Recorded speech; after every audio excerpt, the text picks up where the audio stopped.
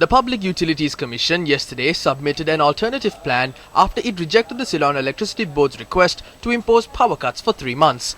This includes reducing hydropower generation by 50%, direct large-scale power consumers to use generators if ACs are required from 6 to 10 pm, reducing electricity consumption in the state sector, and reducing electricity consumption in local government authorities by 80%.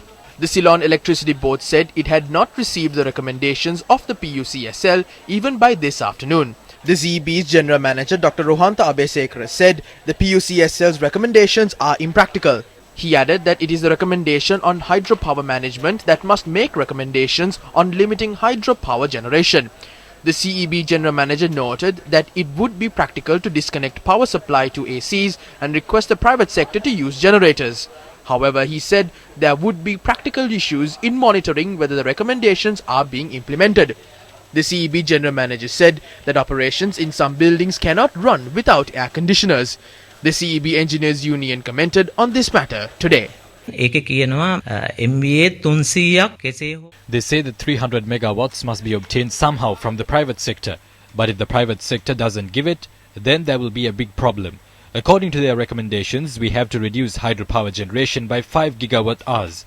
Otherwise, we won't be able to meet the demand. We should preserve water at hydropower stations until we receive rainfall by the end of April. We won't be able to do that. If we can't do it, then the country will have to face a massive crisis. If we don't have hydropower plants, then we would need thermal power plants. But we don't receive fuel even to run thermal power plants. There is an issue with these guidelines because it seems that no one has considered the practical aspect of this. But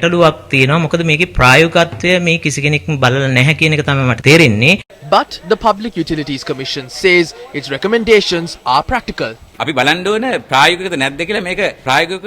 We must implement this first to identify whether it's practical or not. We said instead of opting for island-wide power cuts, it is practical to disconnect power supply to large-scale consumers. Many institutions in Sri Lanka, including the media, run operations on generators after obtaining the fuel required for it. Some are asking whether this will create a fuel shortage. But there won't be a fuel shortage because the fuel shortage has arisen as the CEB doesn't have dollars to obtain fuel from the CPC.